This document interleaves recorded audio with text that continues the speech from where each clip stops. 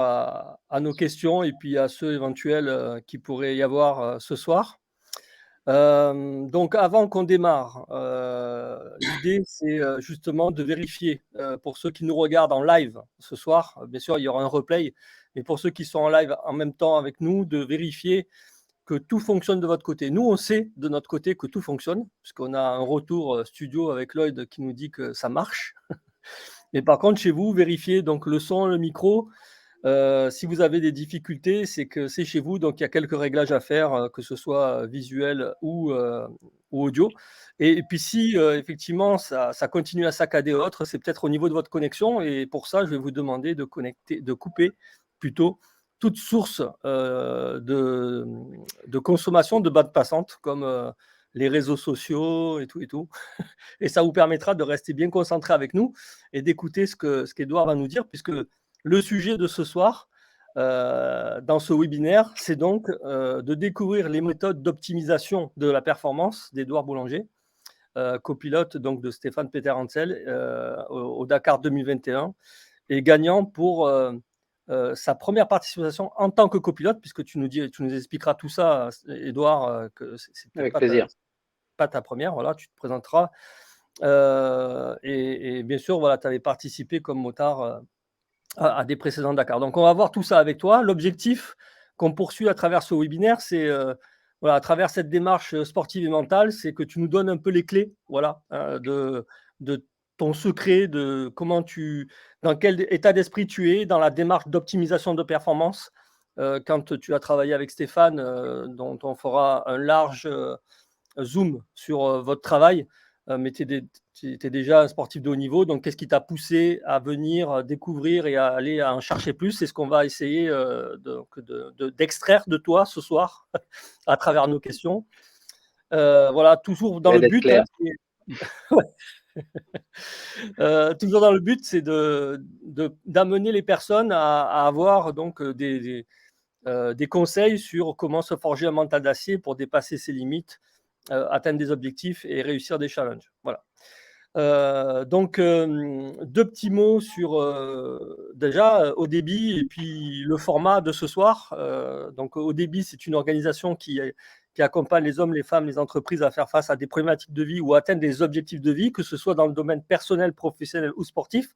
Ce soir, on est dans le domaine sportif, donc dans les ressources mentales, mais on pourrait avoir d'autres thématiques comme le marketing sportif, comme la réathlétisation, comme la cohésion, le coaching. Voilà, il y a plein de, c'est non exhaustif tout ça, mais dans chaque domaine de vie, on a des spécialistes, des experts, donc comme tu as rencontré Stéphane, qui chacun dans leur domaine, que ce soit la parentalité, la santé, enfin bref, la gouvernance pour le business. On a donc des méthodes d'accompagnement et on peut donc agir dans ces différents secteurs. Et donc ce soir, on a pour habitude pour parler de ce que nous savons faire et des résultats qu'on peut obtenir. Des invités comme toi à travers des webinaires où c'est très ouvert, ça reste open talk, hein, voilà, discussion ouverte avec donc les personnes qui peuvent nous regarder, qui auront l'occasion de te poser des questions. Super. Donc voilà un peu le cadre, ok, de ce soir. Alors, deux mots par rapport au public aussi qui peut nous regarder, ça c'est important de parler d'eux aussi. Aujourd'hui, la préparation mentale, pendant longtemps, ça a été quand même un sujet un peu tabou. De plus en plus dans le rugby, ça devient quelque chose, en tout cas, ça devient un ingrédient incontournable de la performance invisible, d'un fameux travail invisible. Et c'est vrai que souvent on se dit, mais pourquoi finalement on n'arrive pas ou peu à de résultats pertinents, voire même pourquoi finalement peu de personnes pratiquent la préparation mentale, cherchent à se faire accompagner pour aller chercher ce petit plus qui pourrait leur manquer.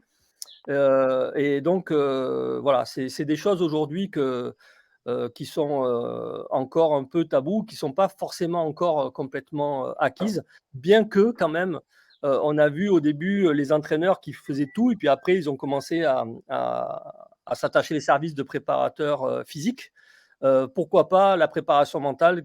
Est-ce qu'elle ne pourrait pas suivre le même chemin? En tout cas, c'est ce qu'on souhaiterait. Et toi, du coup, Edouard, qui est avec nous, ben justement, tu incarnes un peu, justement une personne, qui a atteint quand même des hauts niveaux, je crois que il me semble que tu fais du triathlon aussi, je crois, non? C'est ça, Oui, Stéphane? absolument. Ouais, ouais, j'ai commencé le haut niveau avec l'aviron quand j'étais OK. jeune adulte, et puis après j'ai transféré vers triathlon et motorsport. Donc, ça fait quelques années que je me dépense physiquement. Ouais. C'est ça. Mais l'aviron, c'est pas juste un loisir, hein. C'est quand même l'équipe nationale, l'aviron, accessoirement. OK, ouais. Ouais. Mm. Mais c'était pas de OK. manière professionnelle, c'était vraiment un loisir qui a eu du succès, mais c'était pas vraiment une activité professionnelle. C'est ça. C'est ça. OK. Bon, mais c'est Ben, super parce que du coup, ça me permet d'introduire que, voilà, malgré tout ça, tu es allé quand même aller chercher récemment des ressources, complémentaires ou supplémentaires pour accéder à encore à un autre niveau. Donc, tu es finalement la preuve que finalement, on peut toujours aller chercher des ressources et que c'est finalement peut-être même un ingrédient incontournable pour avoir, un mental et performer. Mais tu vas nous expliquer tout ça. Aujourd'hui, on en a pour 1h15, 1h30 max, avec les questions. Et justement, Édouard, est-ce que tu pourrais te présenter plus précisément que j'ai pu le faire? Ah bah, écoute, volontiers, et puis merci quand même pour l'intro. Ça donne une première idée. Écoute, pour quelques, quelques mots, donc j'ai maintenant 43 ans, je suis français, mais j'ai vécu une petite quinzaine d'années en Italie, tout simplement parce que j'ai rencontré une Italienne qui me plaisait pas mal, et puis c'était une motivation supplémentaire pour essayer une nouvelle expérience. À la base, j'ai une formation d'ingénieur mécanique, euh, et donc avec une forte passion pour le sport mécanique, mais au final, drivé essentiellement par le monde outdoor, donc tous les sports outdoor. Et si on combine un petit peu tout ça, voilà, moi j'ai grandi en France à Verdun. Verdun, il y a grosso modo une seule activité sportive, c'est l'aviron. Donc j'ai suivi les copains à l'aviron et ça a plutôt pas mal marché parce qu'on a quand même gagné 7 titres de champion de France ensemble. Et puis j'étais au mondiaux junior aussi à l'époque. Et c'est ça qui m'a valu d'être au pôle France d'aviron pendant quelques années. Et à l'époque, c'était l'époque de mes études d'ingénieur en fait. Stéphane, tu veux dire un truc? Ouais. ouais, je veux dire que pour ceux qui nous regardent, ça s'appelle chez Edouard du loisir. Voilà, juste une parenthèse. Voilà. Oui, oui, oui, ça c'était mais absolument. Pour moi, ça rentre dans le cadre du loisir, dans le sens où j'y suis pas allé parce que j'étais convaincu par l'aviron, j'y suis allé parce que j'ai suivi les copains et puis ça me plaisait, donc voilà.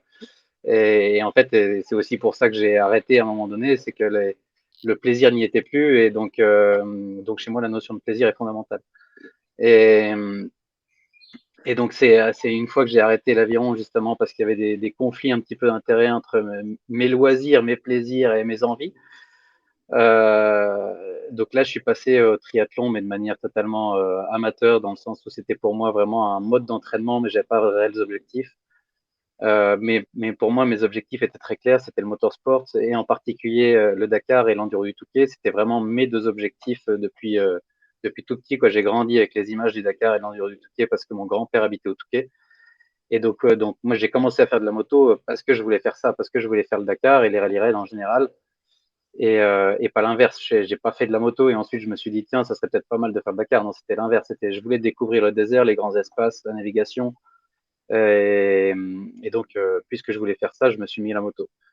Et donc, si on combine un petit peu tout ça, ça fait qu'au final, ben voilà, j'ai travaillé d'abord comme ingénieur, mais ensuite j'ai très vite bifurqué comme indépendant pour pouvoir lier à la fois mes capacités d'ingénieur et mes passions pour le motorsport.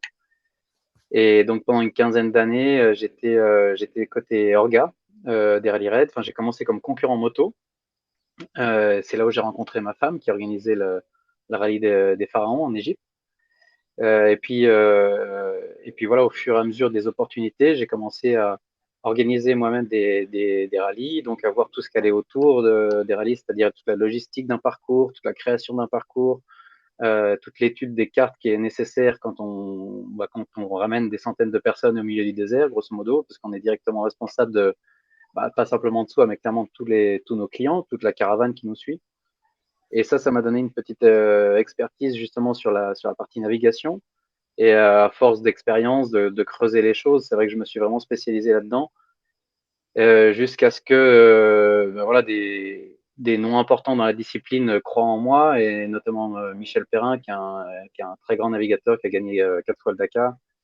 Et lui avait identifié le fait que j'ai des capacités pour devenir navigateur. Et donc il a commencé à me convaincre un petit peu là-dessus, et j'ai pu commencer à rouler en voiture. C'était donc en 2015 comme copilote.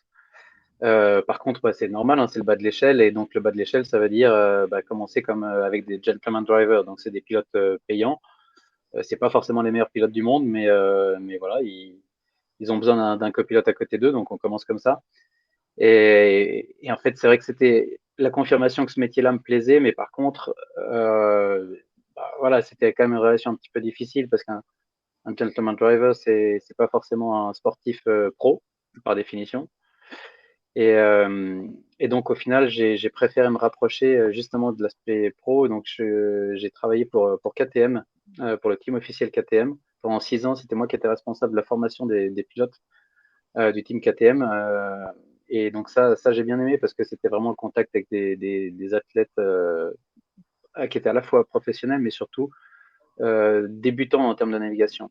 Donc là, il y avait une vraie situation gagnante-gagnante, en fait. Moi, j'apprenais beaucoup de leur manière de s'entraîner, de piloter, et eux apprenaient de moi la navigation. Et pour finir, parce que l'introduction est un peu longue au final, mais pour finir, c'est comme ça que j'ai connu Stéphane Peterencel sur les rallye raids, évidemment.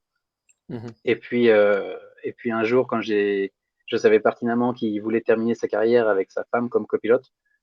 Et puis un jour, en regardant la télé, je me suis rendu compte que c'était plus sa femme comme copilote, parce que j'ai su ensuite qu'elle avait des petits soucis de santé. Et donc, j'ai pris mon téléphone et j'ai appelé Stéphane en lui disant, écoute, plutôt que de rouler avec quelqu'un d'autre, pourquoi est-ce qu'on n'essaierait pas ensemble?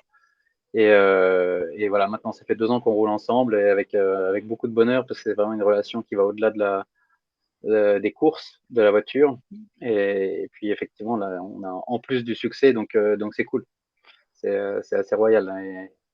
Et voilà, donc en ce moment, on est focalisé sur le projet Audi, qui est très innovateur. Mmh. Et donc ça, c'est vraiment quelque chose qui, bon, c'est un moment clairement privilégié dans ma carrière. Je pense que c'est un peu le summum de quelqu'un comme moi, parce que ça lie à la fois mes capacités d'ingénieur et ma passion pour le rallye raid et le désert en général. Donc c'est des années plutôt agréables. OK, OK. Beh, écoute, merci Edouard pour cette, présentation complète. Désolé si c'était un Heu, peu long, mais comme ça, vous ah avez non, le non, personnage complet. non, non, écoute, non, non, c'est parfait parce que justement, comme l'a souligné très justement, Stéphane, ton humilité, puisque bon, quand même faire partie de l'équipe, enfin du palmarès que tu as quand même affiché et considérer ça comme du loisir.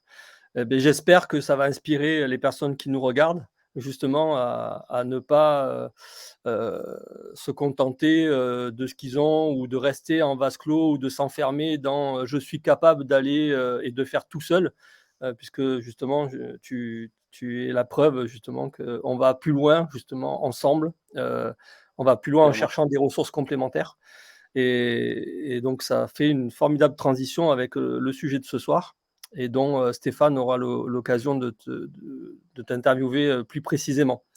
Juste, pour ceux qui arrivent et qui nous regardent, donc, l'idée c'est surtout restez bien avec nous, puisque donc non seulement vous aurez le privilège, d'entendre, Édouard vous partager ses méthodes de réussite, pour optimiser, ses performances, et j'espère que ça vous aidera à vous-même dépasser vos limites et réussir vos challenges.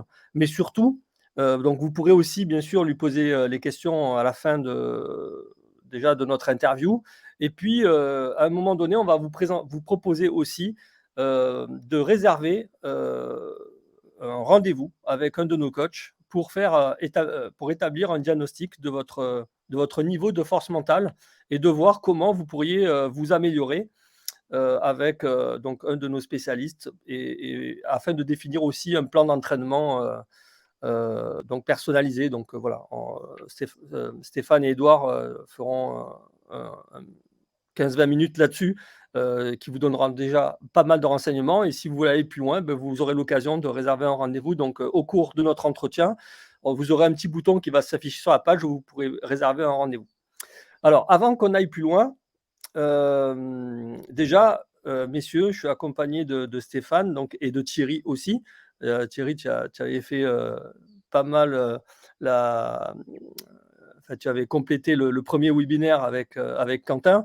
Mais est-ce que tu peux quand même répéter qui tu es, ce que tu as fait, voilà, même ça fera un bon rappel de ton côté star et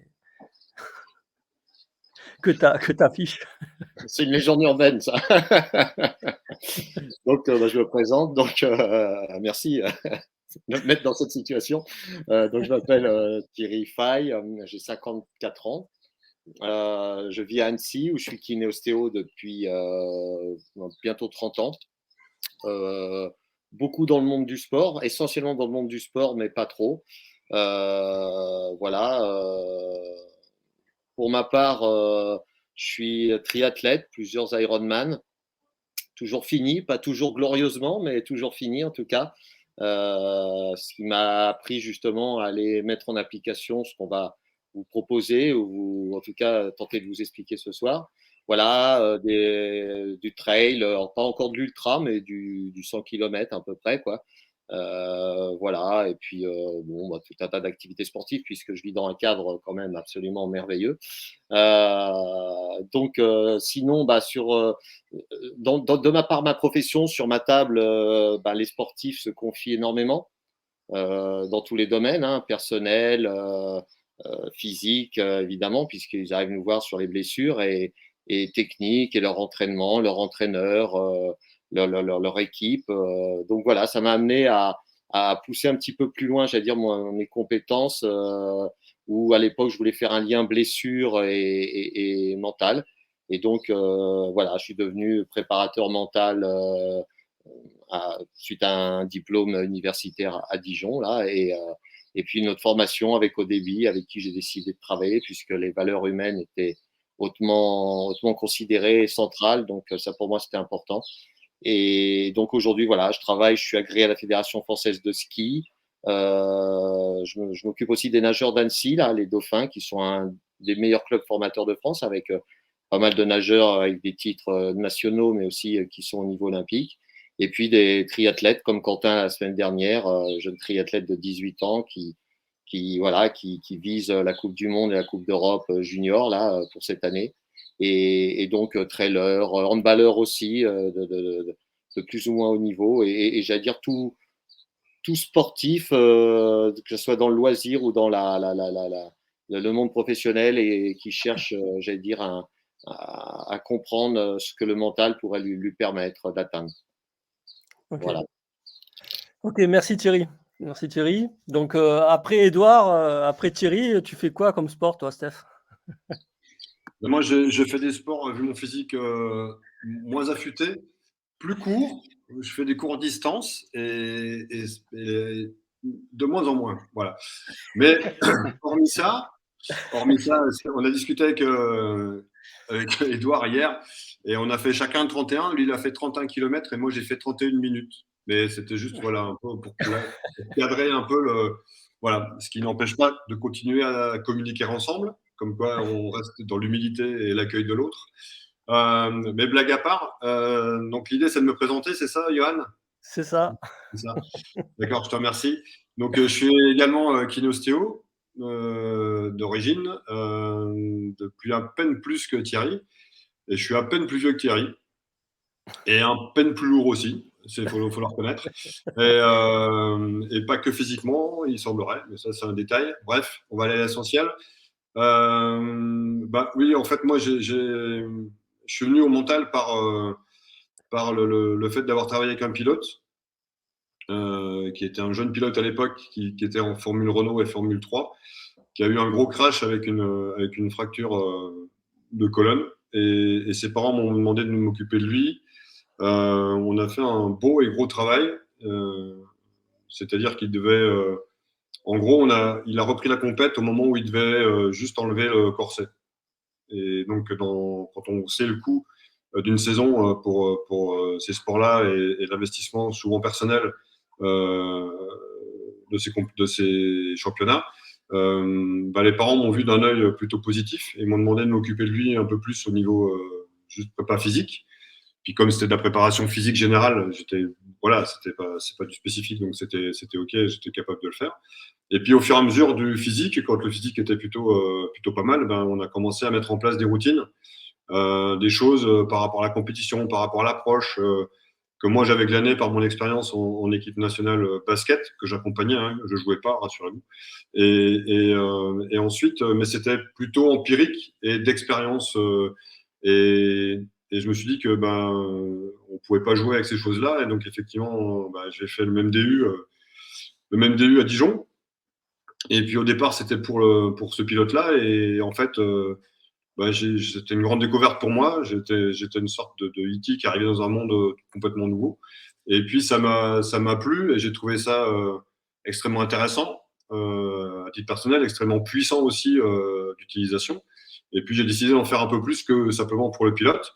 Et là j'ai rencontré Johan et là effectivement j'ai fait la formation au débit derrière et on a enclenché sur d'autres choses et j'ai ouvert un Cap 66 il y a maintenant quelques années, en 2015 je crois. Et voilà, et j'accompagne maintenant des athlètes plutôt à titre individuel, de niveau national et international. Je suis coach au débit, coach à PPI, qui est une labellisation décernée par l'INSEP qui atteste que tu peux t'occuper de sportifs de très haute performance. Et puis au niveau d'un mental d'acier, je suis chez ODB un peu la référence préférence motrice dont on va beaucoup parler ce soir avec Edouard. Et voilà en gros, en gros le parcours, quoi. Ok, merci Steph. Rapidement, moi, donc Johan Duclos, j'ai aussi quelques acquaintances avec le sport, plus maintenant.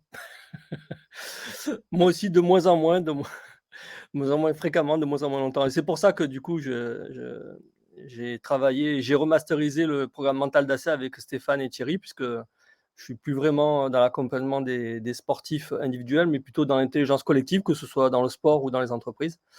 Et donc, à l'époque où j'ai créé le programme Mental d'Assez, c'était en 2010. Voilà, j'étais préparateur mental du Chambéry-Savoie Handball, donc j'ai travaillé avec les handballeurs, que sont Daniel Narcisse, Jackson Richardson, Philippe Gardan, voilà, enfin, quelques-uns. Et puis, on a aussi Guillaume Gilles, qui est le sélectionneur d'équipe de France de handball, qui est passé par nos formations aussi.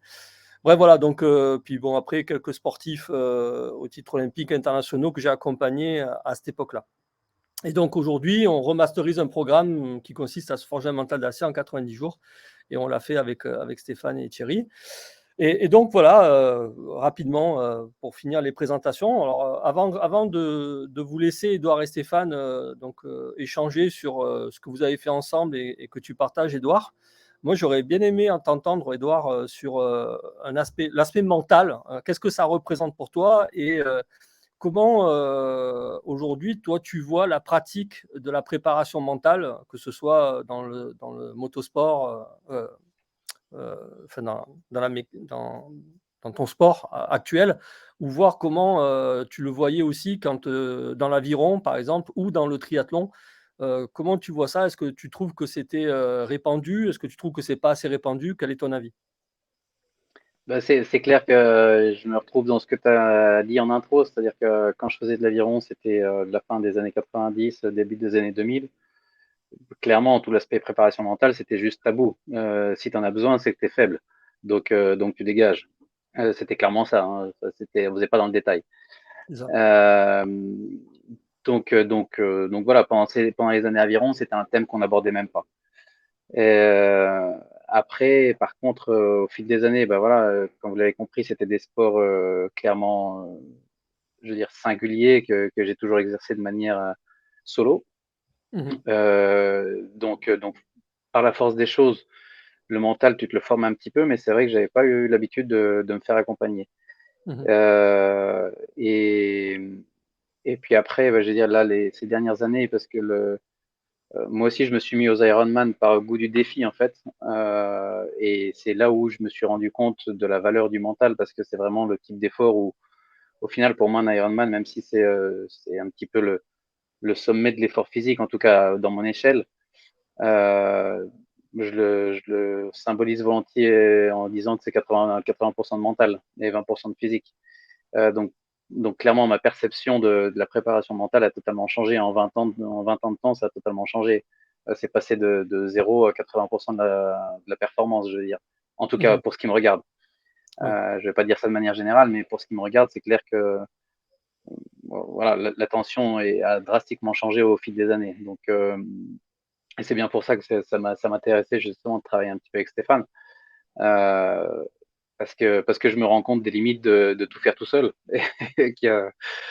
Enfin, voilà, le fait de partager, de se faire accompagner, clairement, ça nous ouvre des nouvelles portes et ça nous permet ensuite, voilà, de bosser de manière toujours solo à la maison, mais en tout cas avec des nouvelles portes ouvertes et des nouvelles possibilités qui nous permettent d'aller creuser, d'aller chercher, voilà, explorer des nouvelles ressources qu'on a en nous, mais qu'on savait même pas où aller les chercher en fait.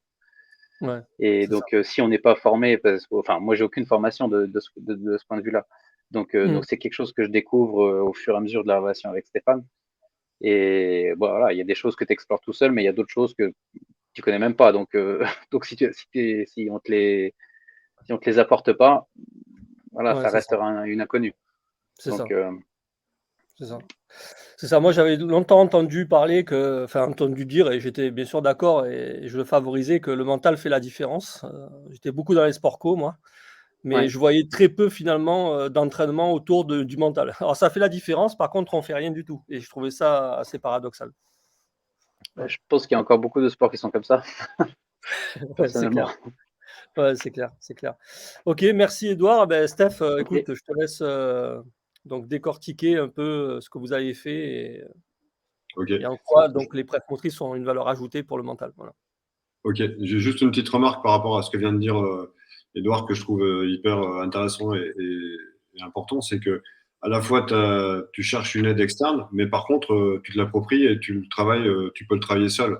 Et la notion clairement, ouais. d'appropriation et d'autonomie est vraiment hyper importante dans notre travail, quoi, dans notre travail. Ok. Écoute, Edouard, je te remercie encore à titre. Ouais.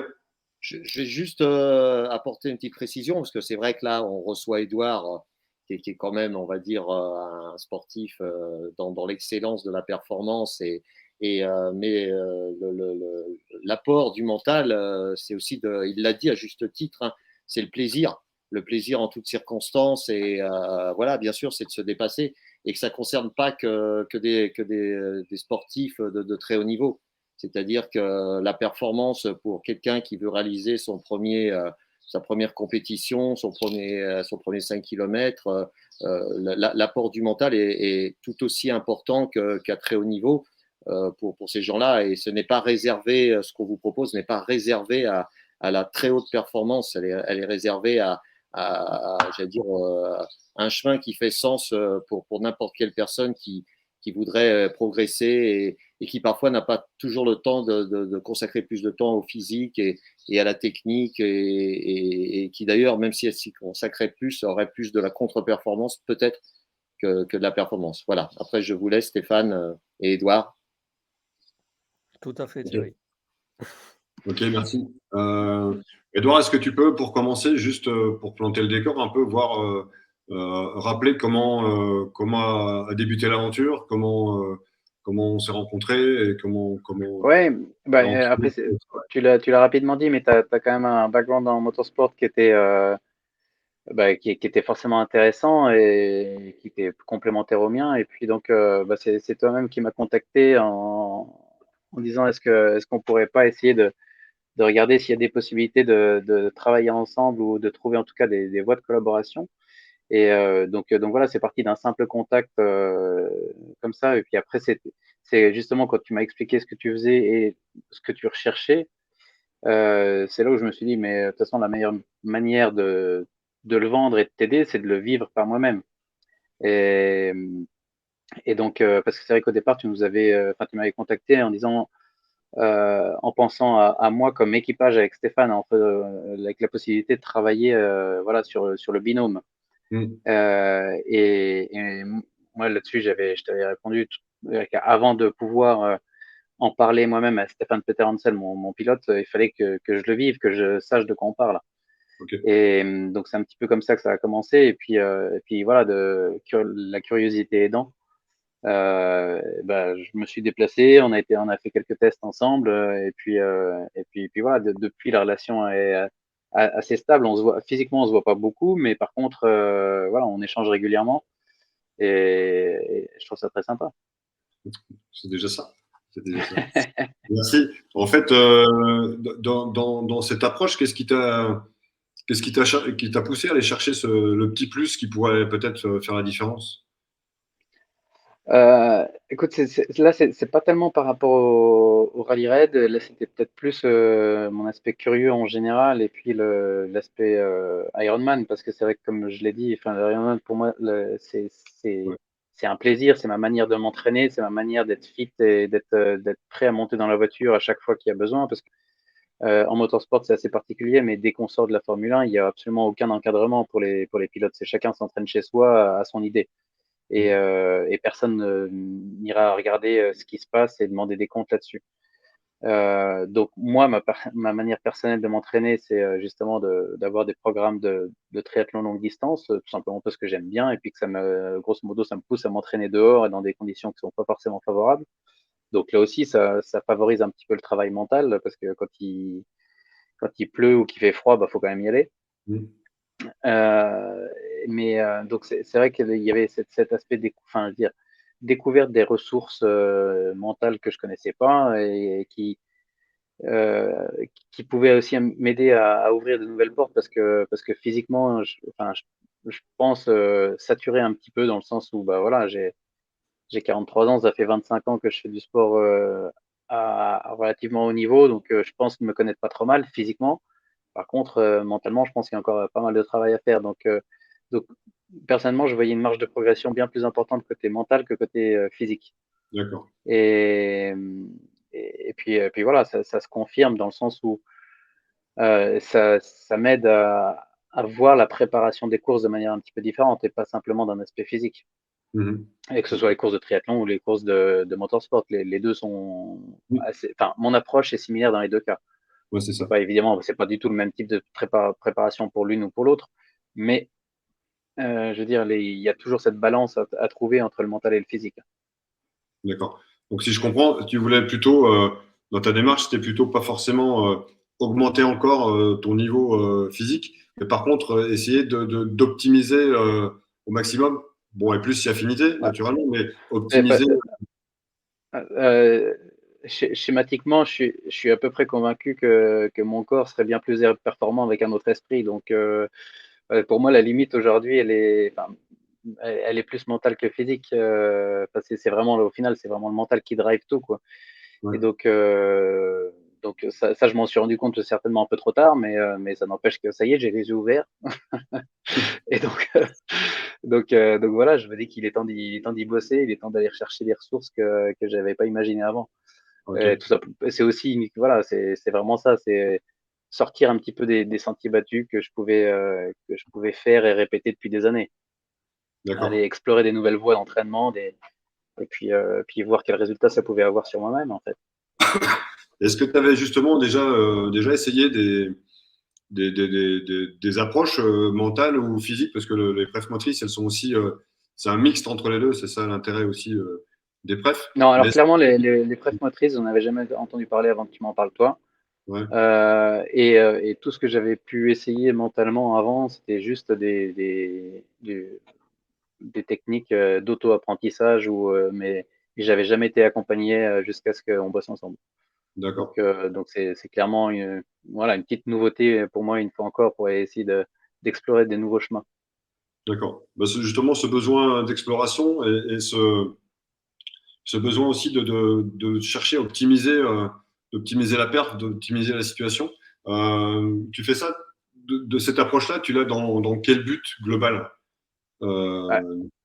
Après, tu vois, ça c'est lié aussi un petit peu à mon passé professionnel, dans le sens où à partir du moment où tu travailles avec des grands professionnels, que ce soit des sportifs ou des top managers, tu te dois justement de toi-même d'être performant et aussi de les amener à ce qu'ils soient performants le jour J. Donc c'est vraiment les années passées avec KTM où j'avais la responsabilité de la formation des pilotes officiels de la marque, où je me suis rendu compte un petit peu voilà, de l'importance des derniers pourcents de performance. Et les derniers pourcents qu'il faut aller gratter, c'est pas forcément sur la préparation physique, c'est plutôt, je pense, justement sur l'approche mentale qui va te permettre de gérer tes énergies du mieux que tu peux. Et surtout parce que dans tout ça, ça, qu'on n'en a pas encore parlé, mais le lien entre mes idées, mes envies, mes passions, c'est l'aspect d'endurance. Donc, quand on parle d'endurance, forcément, le mental a une place prépondérante. Donc, c'est vrai qu'au final, une fois que tu te connais bien physiquement, une fois que tu es en forme physique et que tu sais plus ou moins te gérer dans l'effort, c'est vraiment sur cet aspect-là, je pense, qui aujourd'hui me permettrait de faire des plus belles performances et d'être en tout cas plus confortable dans mes Mmh. performances. Peut-être Mmh. pas plus rapide, Mmh. mais plus confortable. Que ce soit moins coûteux pour le même résultat, quoi. Oui, c'est ça, moins énergivore et puis peut-être voilà, garder le même niveau avec peut-être un petit peu moins d'effort. Au final, c'est pas par, enfin, voilà, c'est pas dans une recherche de minimiser la préparation, c'est plutôt l'inverse, plutôt d'optimiser les ressources qu'on a à disposition, quoi, et durer plus longtemps.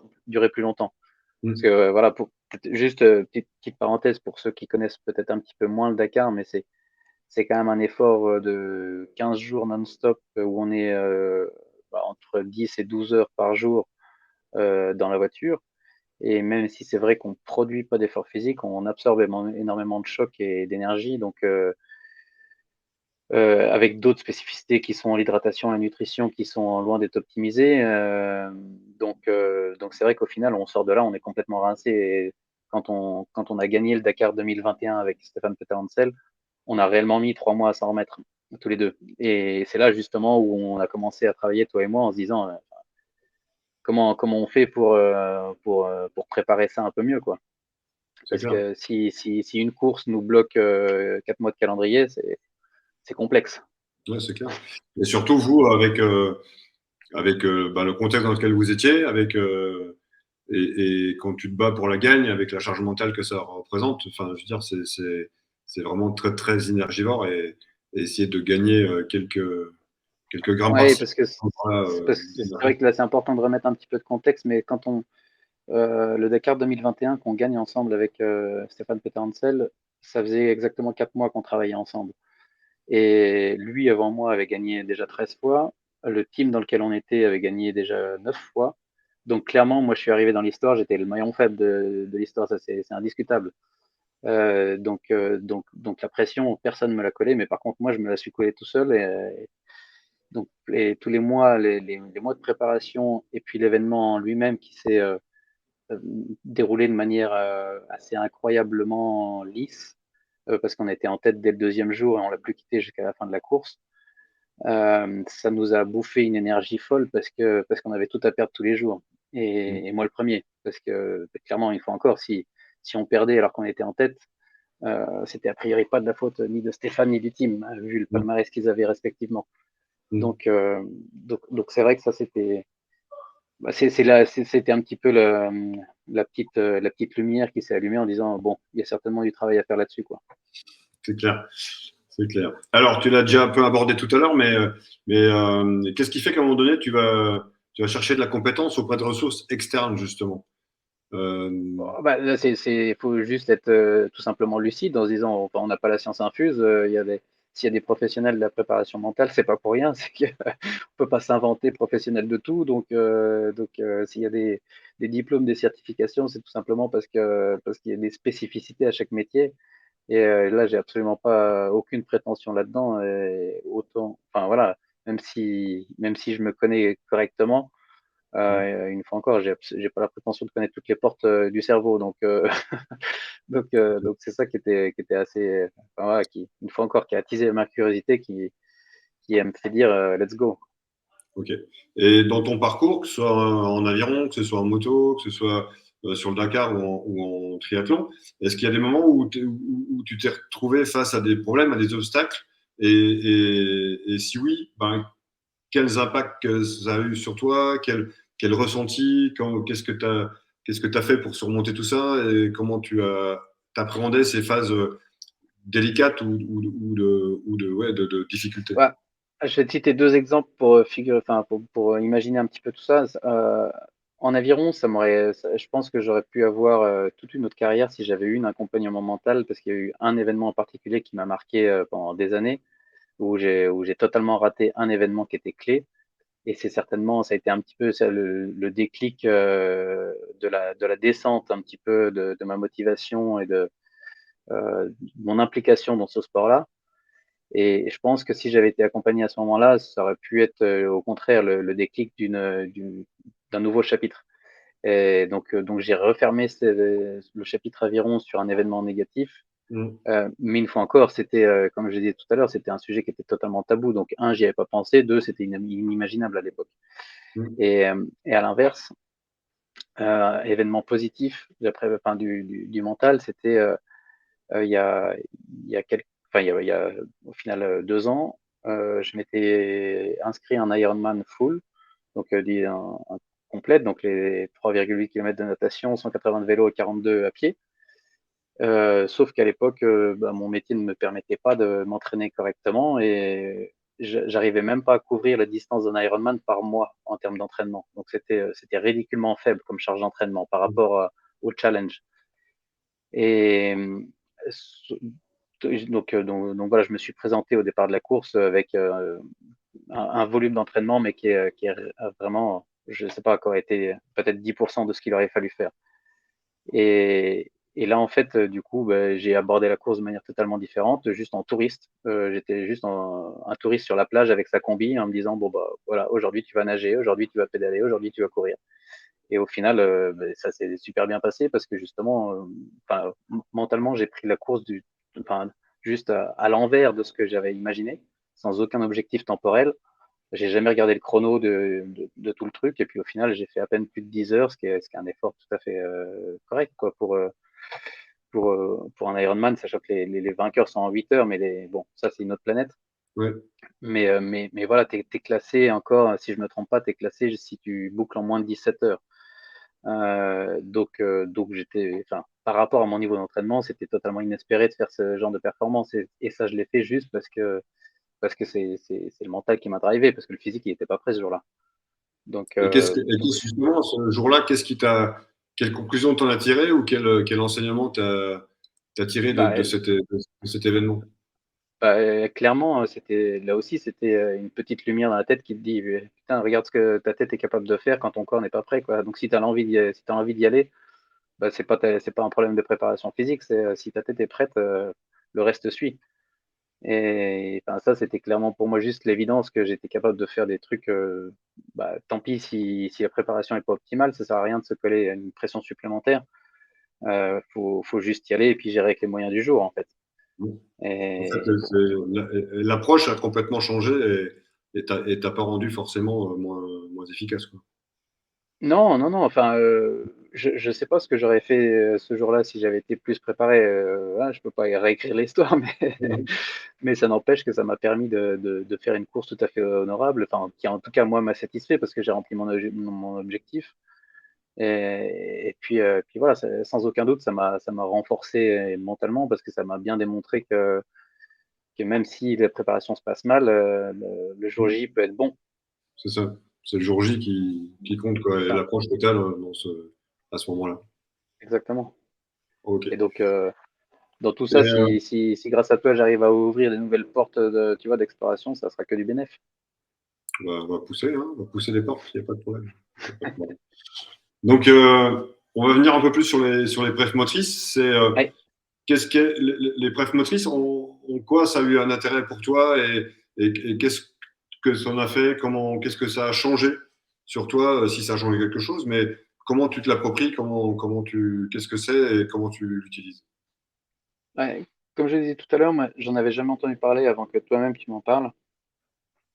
Donc tout le concept de grande boucle, petite boucle, préférence motrice, bah, écoute, voilà, c'était un nouveau discours. C'est la première fois que j'entendais ces termes-là et je me suis dit, bon, ok, c'est un peu de l'arabe tout ça, mais on va essayer de comprendre un petit peu le pourquoi du comment. Puis après, c'est vrai que tu m'as amené des faits, des expériences que toi-même tu avais vécues qui ont attisé ma curiosité, qui m'ont dit, bah, écoute, on va pas mourir con, faut essayer, quoi. Et au final, donc c'est comme ça, voilà, je me suis déplacé pour venir te voir. Et puis, ce qui m'a juste totalement bluffé, c'est qu'en, je sais pas, en 30 ou 45 minutes, tu avais totalement cerné qui j'étais et quels étaient mes points forts et quelles étaient mes faiblesses. Et avant ce rendez-vous physique, je pense qu'on s'était parlé peut-être 2 fois au téléphone, mais même pas en visio.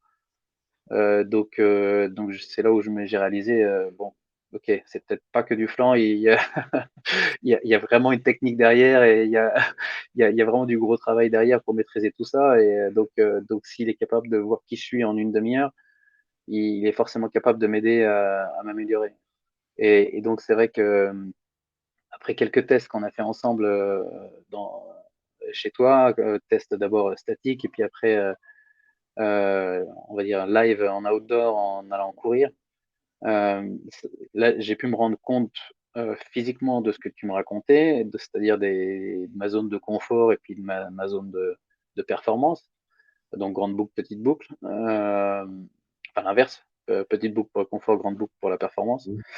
Et ça c'était en fait très facilement applicable, surtout sur l'aspect running. Après, justement, c'était qu'on a fait ensemble.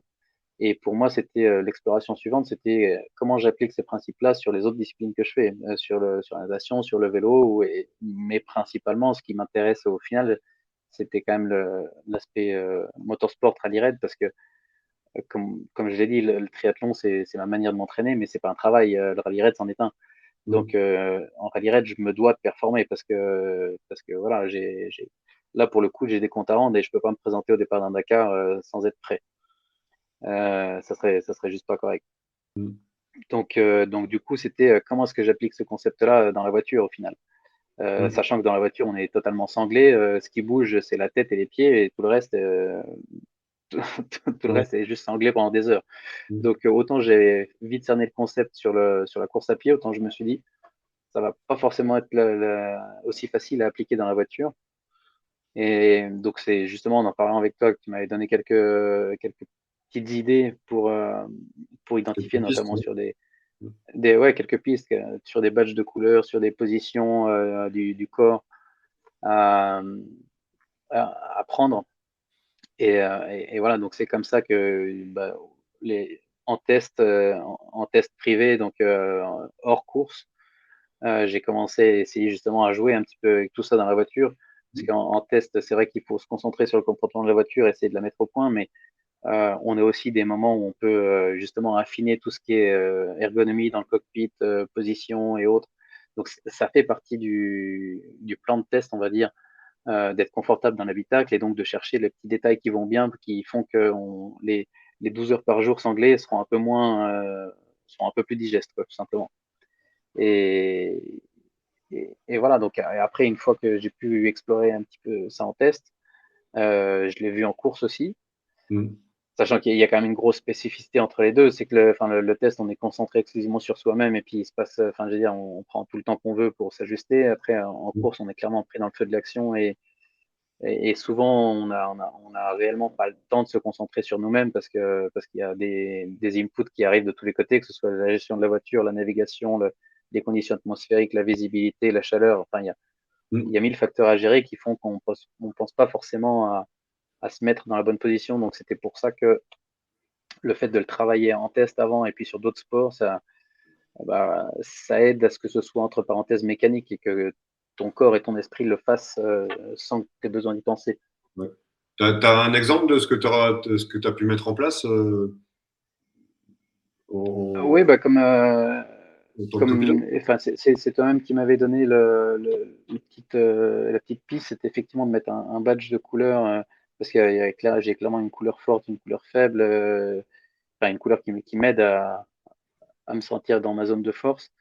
Et donc, se mettre un petit patch dans ma ligne de vision. Et comme ça, dans les moments où je percevais un petit peu plus de difficulté à voir ça comme point de focus, et même si c'est que quelques secondes, ben voilà, ça aide grosso modo à faire un reset dans le moment de difficulté.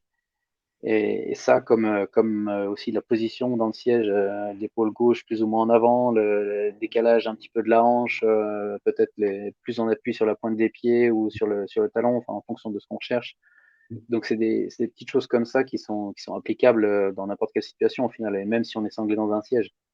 Et donc, c'est là-dessus que j'ai joué, et puis que, honnêtement, je continue encore à jouer. Enfin, je pense qu'il y a encore à affiner, parce que c'est vrai que c'est assez particulier comme sport. Enfin, je veux dire, d'ailleurs, je pense que, enfin, beaucoup auraient peut-être à redire sur le fait que ce soit un sport, dans le sens où c'est vrai qu'une fois encore, on produit pas d'effort physique, mais par contre, là, on produit un effort, enfin, on absorbe un effort physique et on produit un effort mental.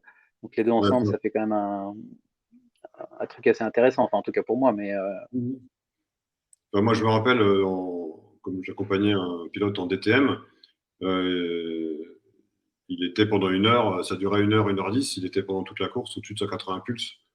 ouais. Bon, là, c'est un effort totalement différent, parce que c'est vrai que nous, on monte pas très haut en pulse, hein, on est à 110, 120 en pic. Mais par contre, voilà, les difficultés, c'est plus la chaleur, l'hydratation, les chocs. L'environnement. Euh, parce que c'est vrai que autant on sait à quelle heure on a notre petit-déj, par exemple, autant on ne sait pas quand est-ce que sera le prochain repas. On n'a juste aucune idée du timing. Donc, la gestion de la nutrition et de l'hydratation, elle est pas simple en réalité.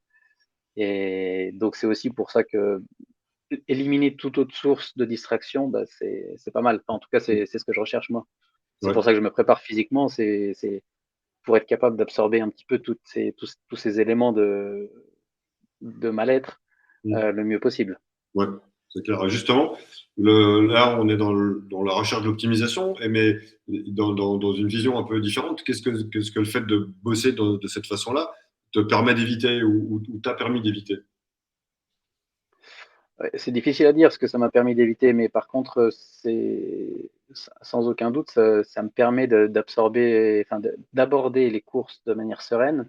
Donc d'arriver au départ des courses en me disant, bon, les devoirs sont faits, moi je suis prêt. Maintenant, advienne que pourra, prenons les événements au fur et à mesure de comme ils arrivent. Et en tout cas, la partie de préparation a été faite. Et parce que c'est vrai que maintenant, la grosse spécificité du rallye raid, c'est que depuis 2 ans, on découvre les informations du parcours exactement 5 minutes avant le départ. On ne peut plus préparer la partie de parcours de navigation avant le départ. Donc, ce qui veut dire que quand on est dans la voiture, c'est du live. Enfin, une fois encore, pour ceux qui connaissent pas, ça peut sembler un jeu bizarre, mais faut aller le plus vite possible où tu sais pas. Tu découvres au fur et à mesure des kilomètres où tu dois aller et le plus vite possible pendant 15 jours. Donc, voilà, c'est un truc un peu particulier quand même. Ouais. Tu as intérêt d'avoir accès Et rapidement à tes ressources. voilà, et donc c'est pour ça que enfin, pour moi, la meilleure clé, c'est justement éliminer tous les éléments de distraction pour pouvoir rester concentré pendant 10 ou 12 heures par jour sur mon job. Oui. Et donc, parce que réellement, quelques secondes d'inattention, bah, ça peut devenir dangereux parce qu'on est à bloc dans un endroit qu'on ne connaît pas, ça reste du désert, il peut y avoir des crevasses, des trous, des rochers, enfin, il peut y avoir plein de trucs. Donc le danger, il est réel. Et il peut venir des deux côtés, du pilote comme du copilote. Si j'annonce pas une note au bon moment, si je suis en retard sur une annonce de note, et c'est juste être en retard, c'est une demi-seconde, une seconde, bah voilà, ça peut faire rater un point de freinage, rater un virage et aller dans le trou, quoi. Donc c'est pour ça que moi, ce que j'essaye de faire, c'est vraiment ça, c'est éliminer tout ce qui n'est pas nécessaire à la performance au final cérébrale, parce que moi, c'est essentiellement mon cerveau qui sert à quelque chose. Je prépare mon physique pour que mon cerveau ne soit pas distrait. C'est ça. Ouais, c'est clair. Et justement, là, dans cette approche, dans cette notion de préparation, dans ce que toi tu fais par rapport à ton activité, pourquoi cette approche-là, elle pourrait être intéressante pour les gens qui nous regardent? et qui ont, eux, leur activité, leur sport, leur performance. Clairement, je pense que c'est juste applicable à tout et tout le monde, dans le sens où peu importe qu'on parle de performance de top niveau ou pas, c'est notre propre performance qu'on peut améliorer à tous. Donc, que ce soit du sport amateur, voilà, améliorer notre propre perf en sport amateur ou même améliorer nos perfs de concentration quand tu es un manager, que tu as besoin de te concentrer sur un dossier et puis de faire les choses correctement. Là aussi, c'est important de se connaître et de se mettre dans sa zone de confort, de force, tout simplement. Donc pour moi, c'est plutôt l'inverse. C'est pourquoi ne pas appliquer ça honnêtement. C'est juste, je pense qu'aujourd'hui, il y a un manque de connaissance de ces techniques-là, de manière très globale. Parce que même moi qui côtoie le monde du sport de haut niveau depuis des années, n'en ai jamais entendu parler, je pense qu'il y a beaucoup de gens qui ne connaissent pas ces techniques-là. Donc pour moi, le problème, il est plutôt là. C'est comment diffuser un petit peu ces techniques-là à d'autres. Mais le bénéfice, il est juste évident à tout point de vue, quoi, que ce soit point de vue amateur ou professionnel. Ok. Je vais faire une petite pause. Je vais demander à mes deux collègues si d'aventure ils ont une question à poser dans ce flow-là et on prendra le cours après. Merci Steph. Thierry, tu as une question? Alors oui, ma première question, enfin une question, Edouard, pour moi, c'est quand tu nous parles là, de tout ce que ça améliore au niveau de ta pratique sportive, en tout cas, est-ce que tu as aussi trouvé que ce que tu as pu travailler avec Stéphane a aussi un impact dans une vie plus personnelle, en dehors du sport? Je pense qu'on est tous un petit peu différents, mais c'est sûr que moi, mon bien-être passe par le sport et le sport outdoor en particulier. Donc c'est sûr que si j'arrive à optimiser mes entraînements, mon rendu à l'entraînement, c'est sûr que je rentre à la maison dans un esprit encore plus relaxé, plus tranquille. Et donc forcément, ça se ressent sur mon bien-être à la maison et je pense que d'une manière générale, ça se ressent un petit peu sur mon état de relaxation. Donc forcément, ma famille, donc ma femme et mes filles devraient, en tout cas, c'est vrai que je n'aurais pas posé la question. Ouais, ça serait peut-être une bonne question à poser. Ça. Est-ce qu'elles ont vu la différence?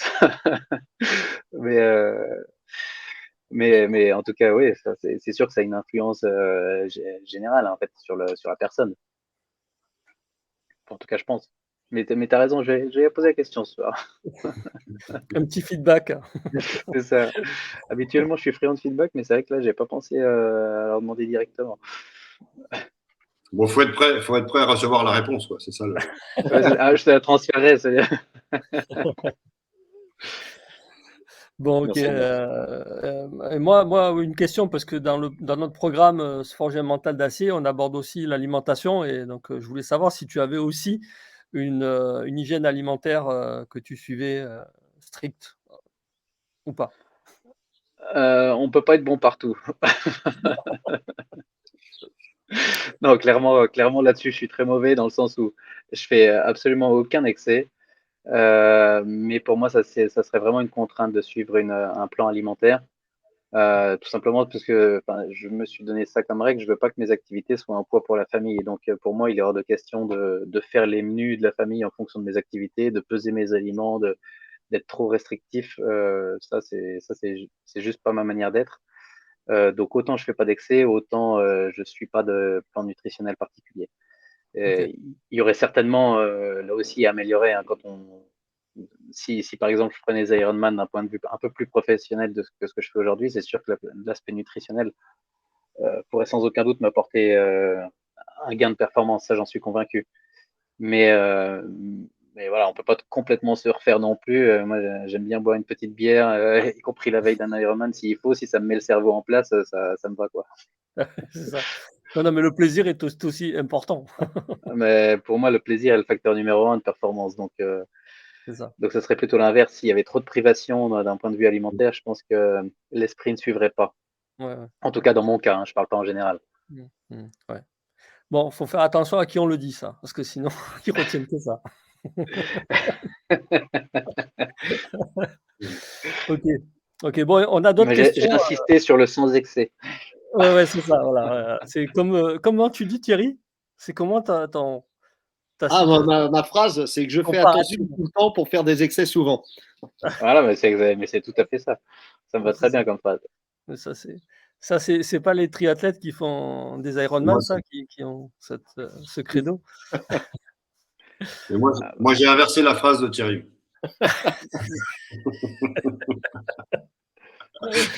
Il a pas compris la phrase, Stéphane. Oui, si, justement, mais Ah si? Ah ouais. il faut aller sur ses préférences et ses forces. Ouais. c'est ça. Donc, OK, OK. Bon, on a quelques questions qu'on posera à la fin. Alors, du coup, c'est le moment de vous dire que sur la page sur laquelle vous êtes en train de regarder cette vidéo, normalement, il y a un bouton qui est apparu et qui vous laisse l'opportunité de prendre un rendez-vous pour faire un diagnostic, de votre force mentale et éventuellement, de faire un plan personnalisé et j'aimerais 2 secondes qu'on s'attarde, là-dessus avant de passer aux questions-réponses. Mais déjà, merci Edouard, pour toutes ces précisions. C'était super intéressant de voir comment, parce que c'est vrai que finalement, c'est un sport, un peu particulier, un peu singulier, et on n'imagine pas, dans la voiture à quel point ça peut être, éprouvant et donc effectivement, les préférences motrices, les appliquer, comment dire? Dans un habitacle où finalement tu as très peu d'espace, c'est assez particulier. Ouais, ouais Stéphane? Ouais.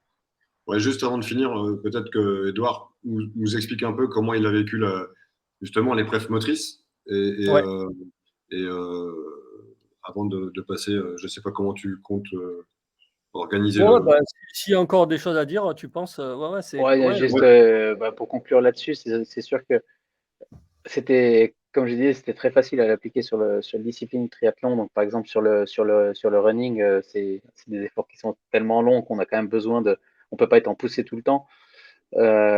Surtout si on a déjà 180 bornes de vélo dans les pattes avant. Donc, c'était bien quand même justement d'avoir la certitude un petit peu de cette position de confort pendant le run. Pareil sur le vélo. Donc c'était ça, dans cette recherche d'endurance, d'optimisation de l'endurance, avoir la certitude de ces positions qui permettent un, un repos entre guillemets du corps, qui permettent d'alimenter grosso modo l'effort sans disperser de l'énergie. Et, et puis voilà, comme je disais, dans la voiture, c'était vraiment cette connaissance enfin, mécanique entre guillemets, là aussi des positions de repos. Parce qu'autant quand on est en pleine intensité, c'est bien voilà, de délivrer, autant quand il y a des moments de relâche, c'est bien aussi d'essayer de récupérer, ou en tout cas de dépenser moins. Donc moi, c'est vraiment comme ça que j'essaye de l'appliquer, mais je pense honnêtement qu'il y a encore beaucoup à faire, mais voilà, au final, ça fait que quelques mois qu'on travaille ensemble avec Stéphane, donc j'ai aucun doute qu'il y a encore pas mal de choses à explorer ensemble. et justement associé, alors pour expliquer un petit peu aux gens, on fait des tests qui sont purement physiques, moteurs, très simples. Et de ces tests moteurs, on dégage un profil moteur.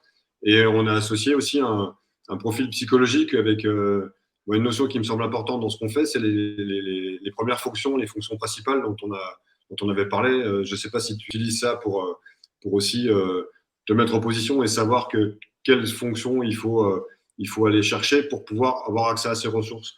En gros, le principe, c'est que tu as plusieurs fonctions qui sont le feeling, l'intuition, les questions sensitives et la réflexion. Et on a tous chacun deux fonctions principales qu'on doit alimenter. Et sans cette alimentation de ces deux fonctions principales, on a une difficulté. Alors, je ne veux pas dire qu'on n'a pas accès à ces ressources, mais par contre, on a une plus grande difficulté à y accéder. Et on avait identifié, moi j'ai ton profil sous les yeux. Tu sais, il y avait une phrase qui était, si je peux les dire, Vas-y, bien sûr. en gros, mes rêves m'animent et le contrôle et l'organisation font que je suis bien. Donc en fait, ton aspect un peu ingénieur et ton aspect aussi plaisir et rêve et tout ça, si ça doit être alimenté pour pouvoir avoir accès à ces ressources. Et si ces deux fonctions-là, elles sont OK, le reste est facilité et accessible. Voilà. Est-ce Ouais. que cet espace-là de l'approche. Tu l'as un peu plus exploré ou pas? Ou est-ce que tu t'en sers ou pas? Ou est-ce que tu t'es encore juste sur le physique? Déjà, enfin, ces deux aspects-là de ma personnalité, tu me les as sortis en une demi-heure. Donc, c'est sûr que c'est justement ça qui m'a bluffé, parce que ça, j'en étais conscient. Mais le fait que ce soit toi qui me le sorte en si peu de temps, ou après quelques tests seulement, je me dis, ok, ça doit être des traces de mon caractère qui sont assez fortes. Mhm. Et, et donc, c'est vrai que ça, enfin, j'en étais déjà un petit peu conscient, mais le fait justement que ce soit toi qui insistes là-dessus, je fais encore plus attention à être sûr que ces deux cases-là soient cochées avant de passer au reste, quoi. Et enfin, ce qui se traduit de temps en temps par voilà, éliminer des sources de distraction, se dire bon, ça vaut pas la peine d'approfondir et de passer des jours, des mois à bosser là-dessus. De toute façon, j'en ai pas envie, donc autant passer directement à autre chose. Parce que de manière assez évidente, ça marchera pas. Donc, quelquefois, on s'enferme un petit peu dans des besoins qui sont pas totalement fondés. Donc, Mhm. euh, donc voilà, ça aide un petit peu à faire un écrémage de temps en temps. D'accord. Ok. Et en gros, pour terminer, dans cette approche-là, qu'est-ce qui pour toi était le plus marquant? Bon, bah, tu as dit il y avait cette histoire de, par des tests physiques purs, avoir accès à qui tu es rapidement. Et justement, j'ai une question qui me vient en même temps, c'est en fait, c'est l'importance de cette connaissance de soi de plus en plus précise et de plus en plus pointue par rapport à ta recherche de performance. Qu'est-ce que cette notion-là te fait dire ou te dit? Ouais. C'est juste que, comme je disais un petit peu tout à l'heure, c'est que je pense avoir, autant je pense que physiquement, voilà, si je donnais une fourchette, je pense me connaître à 95%, autant mentalement, je pense que voilà, je dois être à 50-60% de mes connaissances propres. Et je pense qu'il y a vraiment encore beaucoup à explorer de ce côté-là. Et donc c'est pour ça que justement, enfin, j'essaye d'appliquer un petit peu ces concepts-là pour, une fois encore, aller chercher de la performance, mais pas forcément physique, de la performance mentale, enfin, au final humaine, mais pour moi, c'est essentiellement mental en ce moment, parce que même si on parle d'un sport, comme je disais tout à l'heure, je pense que l'effort qu'on produit dans une voiture de rallye raid, il est essentiellement mental au final, parce que le reste, c'est de l'absorption. Mm. Et donc, moi, je suis convaincu qu'il y a encore beaucoup de travail à faire sur moi de ce côté-là. Donc autant enfin voilà, pour moi, c'était vraiment un premier chapitre de validation du concept, quoi. C'était Mhm. ok, ça, enfin, grosso modo, en quelques mois, j'ai vu les bienfaits d'être accompagné par des personnes comme toi qui m'ouvrent des nouvelles portes. Et je pense que comme toi, tu l'as fait en quelques mois, il y en a certainement encore d'autres à ouvrir. Et si au final, j'arrive à performer physiquement de la même manière, mais avec peut-être moins d'efforts, peut-être moins d'énergie dépensée, ça sera tout bénef, parce que là, ça voudrait dire que je pourrais garder cette énergie-là pour autre chose. Et notamment par rapport à l'analyse des événements et choses comme ça. Clairement. Ok. D'accord, merci. Merci beaucoup. Je vous Merci. passe la Je t'en main, prie. Anne et Merci, Thierry. Merci Stéphane. Merci, Edouard. Merci à tous les deux, tous les trois. C'était super intéressant de voir comment tu t'es approprié tout ça et ce que tu en fais et les perspectives. Donc justement, ce que je disais avant de conclure, c'est que, et avant de passer là aux 4-5 questions qu'on a, on vous propose, pour les personnes qui nous regardent, que ce soit en live ou en replay. Donc en replay, vous aurez eu le bouton pour prendre rendez-vous avant, mais l'idée, c'est de se dire, tiens, en quoi c'est important un diagnostic avant de commencer un plan d'entraînement. Ok. Pour vous donner l'intérêt hein, de prendre rendez-vous pour vous et d'avoir cette mesure de départ. Je sais pas, toi, Edouard, est-ce que tu avais fait, est-ce que tu as eu fait à l'occasion, que ce soit mentalement ou physiquement ou je dirais techniquement, des diagnostics, des états des lieux et en quoi ça sert finalement de faire un état des lieux pour toi?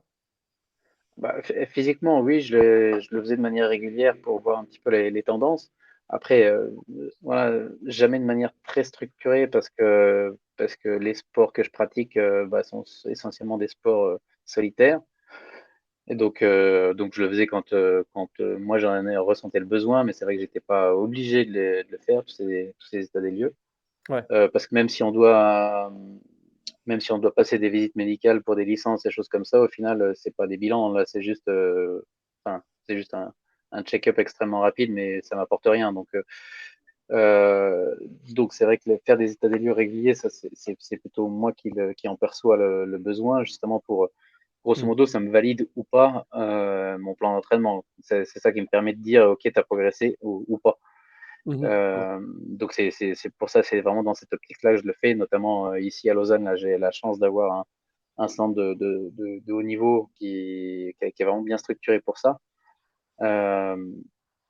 Et puis après, il y en a d'autres, hein, des centres qui proposent ce genre de service, mais c'est vrai que ça je le conseille vraiment à tout le monde de le faire de manière périodique, en tout cas une fois par année, mais possiblement une fois par semestre. Ça donne vraiment des points un peu plus réguliers, des points de tendance, tout simplement. Parce que si on le fait qu'une seule fois par an, quand on s'est planté, c'est un peu long pour réagir, quoi. Donc si on arrive à multiplier un petit peu ces check-ups, c'est cool. Enfin, c'est cool, Ouais. ça permet de corriger les dérivations assez rapidement, tout simplement. Ouais, c'est sûr. C'est clair, c'est clair. Et justement, Thierry, tiens, selon toi, qu'est-ce qu'on peut espérer, d'un diagnostic? Puisque en tant que kiné-ostéo, tu en fais, justement. Oui, bah, ce qu'on peut espérer, c'est d'avoir justement, comme le souligne Édouard et Stéphane, c'est d'avoir un plan adapté à la personne. Et sinon, il suffirait de se contenter d'acheter des livres, hein. J'en ai plein ma bibliothèque. Je pense avoir beaucoup lu, peut-être pas assez finalement, mais ça marcherait tout seul, quoi. Et c'est pas le cas.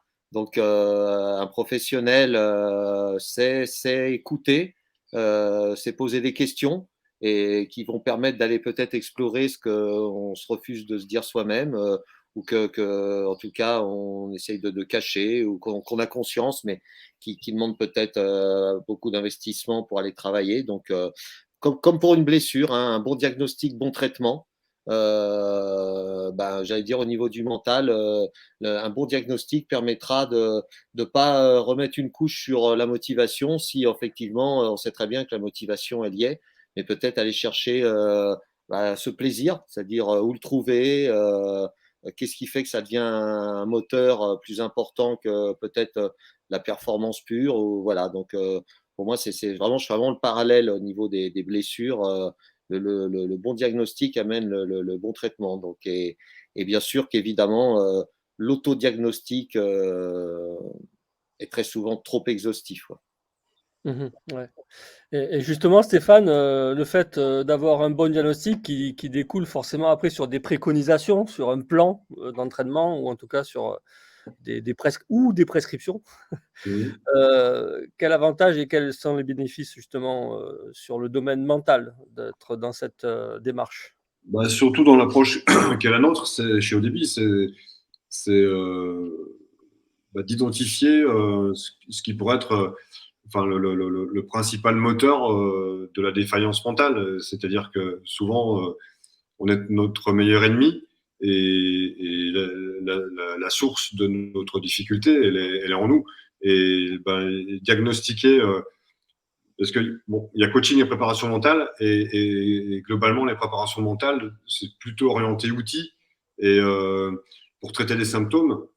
Et l'association du coaching, justement, et de la prépa mentale permet à la fois d'avoir des outils, mais qui sont moins en deuxième temps.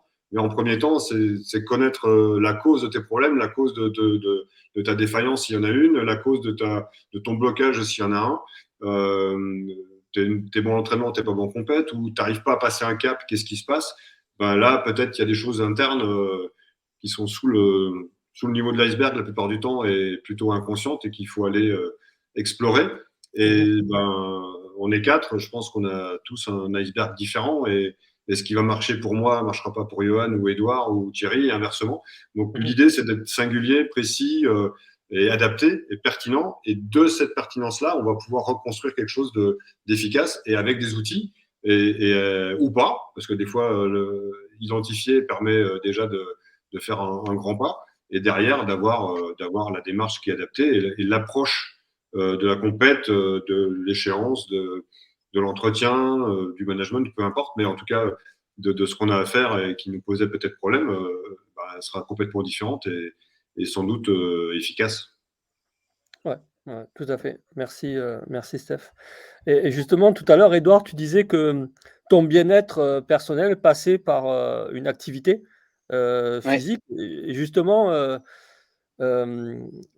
quand on prend soin d'un entraînement, enfin, quand on s'entraîne et qu'on prend soin de son activité physique et mentale, finalement, quand on est une personne qui a la volonté d'aller chercher plus de perf, qui est dans cette démarche-là, tu vois, d'effort et d'aller plus loin, ben, on devient qui? Quelle belle question.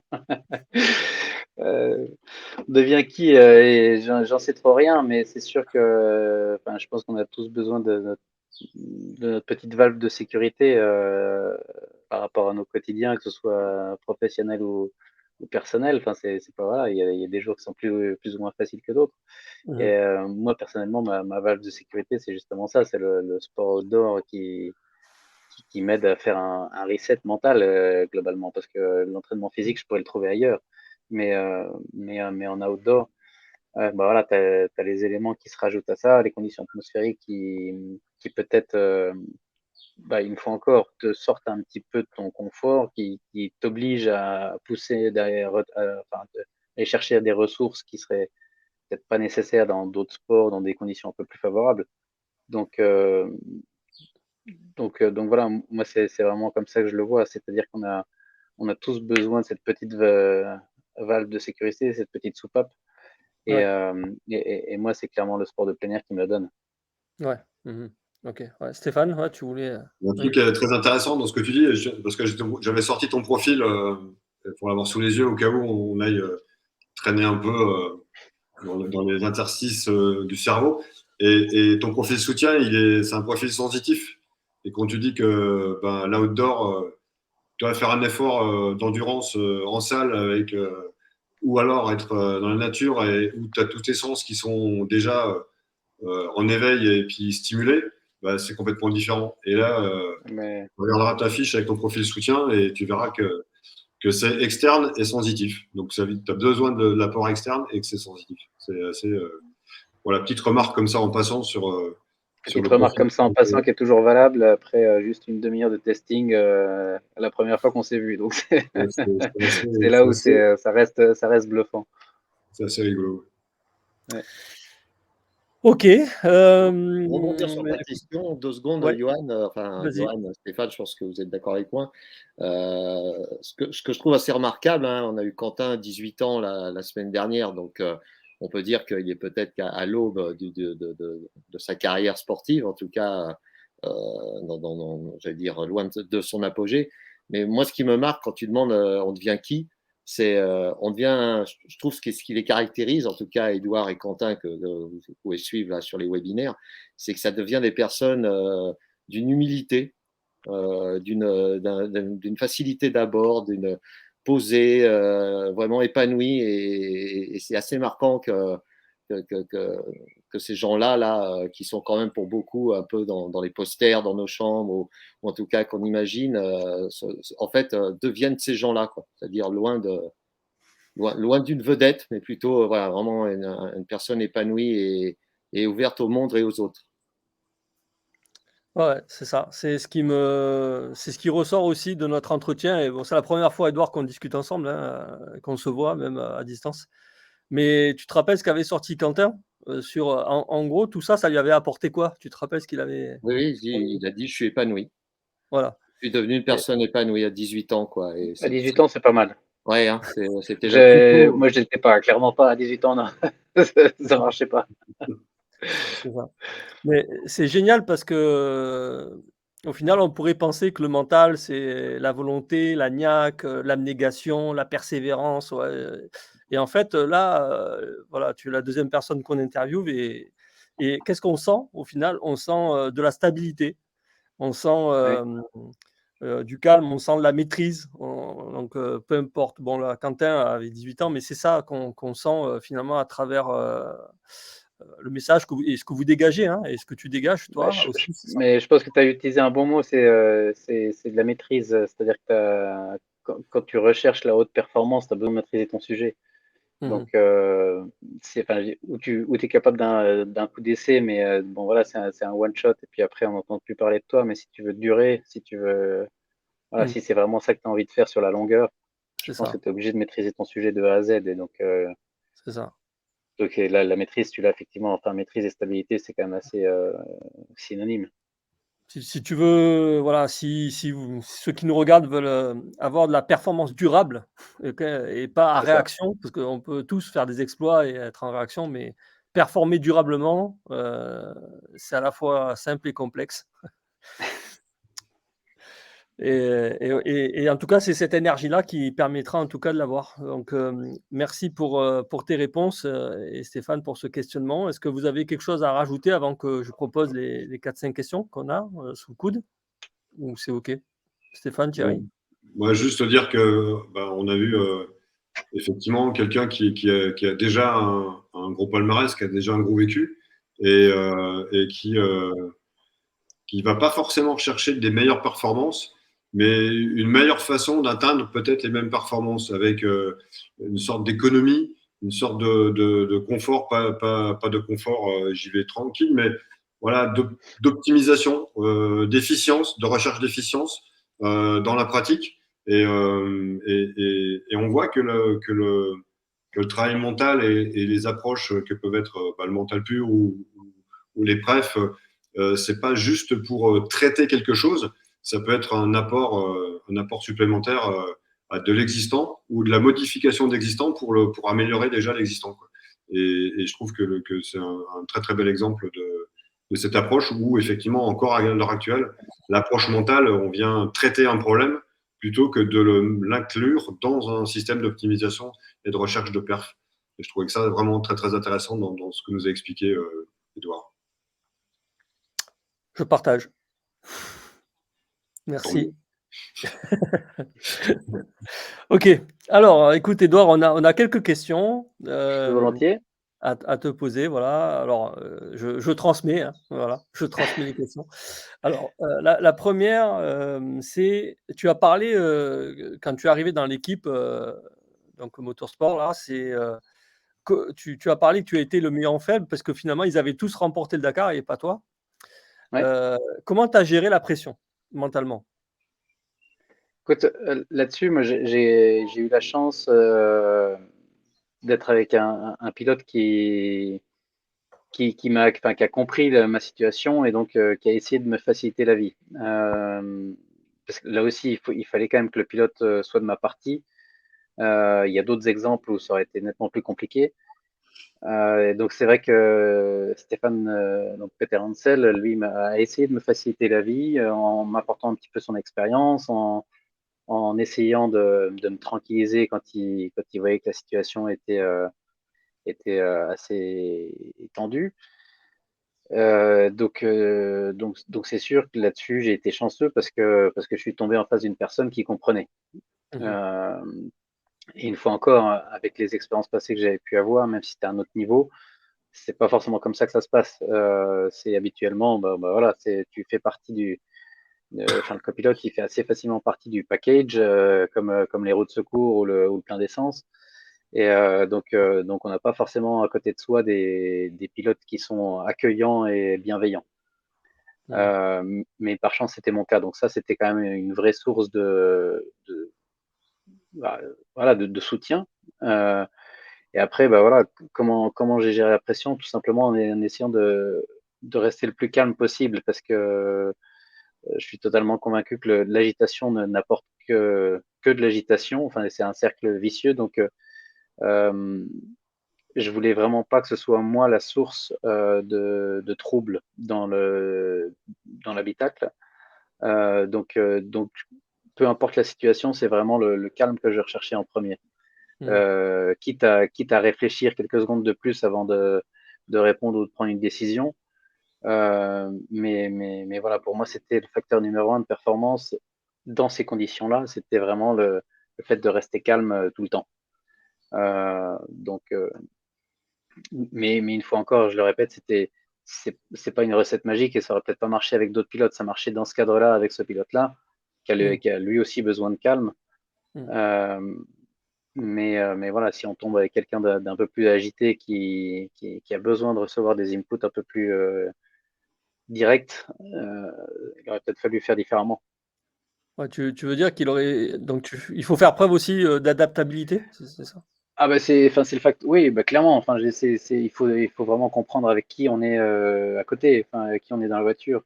Il faut vraiment cerner le personnage parce que ton comportement, même si toi tu as la même personne, ton comportement ne peut pas être le même en fonction du pilote que tu as parce que, enfin, ça c'est sûr que le jour où je devrais changer de pilote, c'est sûr qu'en grosso modo il va falloir faire un reset et, euh, et comprendre qui j'ai à côté de moi.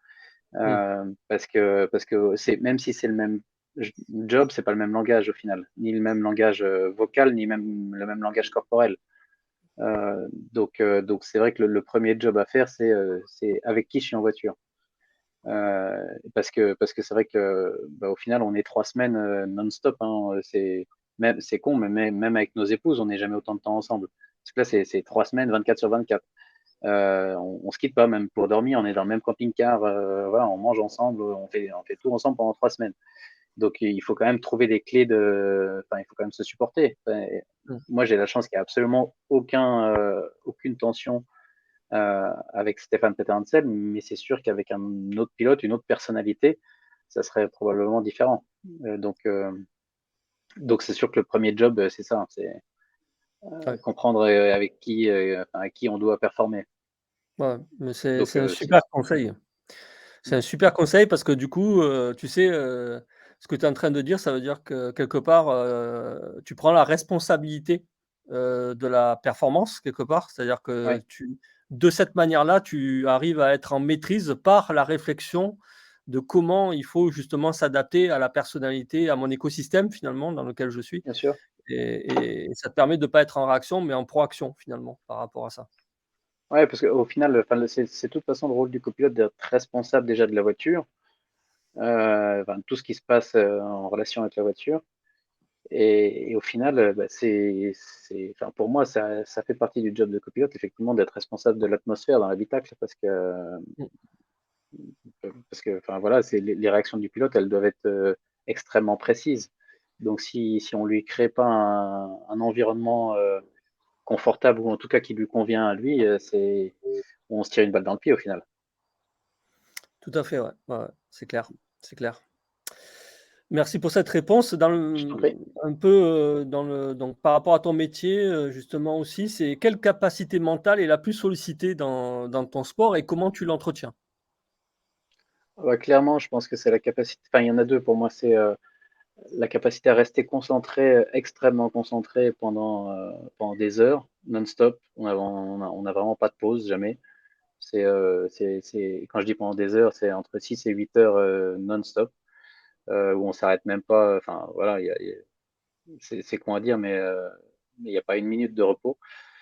Et cette capacité vraiment à pas perdre une information qui passe, enfin, pas perdre un input, pas perdre que ce soit euh, un, un élément de géographie, un bruit dans la voiture, une odeur, un son, Ouais. euh, enfin, un aspect visuel, Mmh. enfin, tout ce qui se passe doit être pris en compte. Euh, donc l'aspect numéro un, c'est concentration et donc, enfin, ce qui va avec, mais c'est pas forcément, enfin, toujours facile à mettre en place. Et c'est justement enfin, l'aspect d'endurance, enfin, c'est-à-dire de rester concentré pendant, c'est pas 5 minutes de concentration qu'on demande, c'est Mmh. des heures sans pause. Ouais. Donc, donc voilà, je pense que c'est vraiment enfin, le focus principal de mon côté. C'est vraiment cet aspect de pouvoir faire abstraction de tout le reste euh, enfin, pendant ces longues heures de chrono au final. Ouais. Et, et puis après, et l'autre aspect qui est lié la plus de manière récente à notre activité, comme ce que j'ai dit tout à l'heure, c'est qu'on reçoit les informations 5 minutes avant le départ, c'est-à-dire qu'on est en live toute la journée. Donc il y a cette capacité de digestion de l'information et de transfert de l'information Donc, c'est-à-dire on est de manière permanente en lecture, digestion, transfert.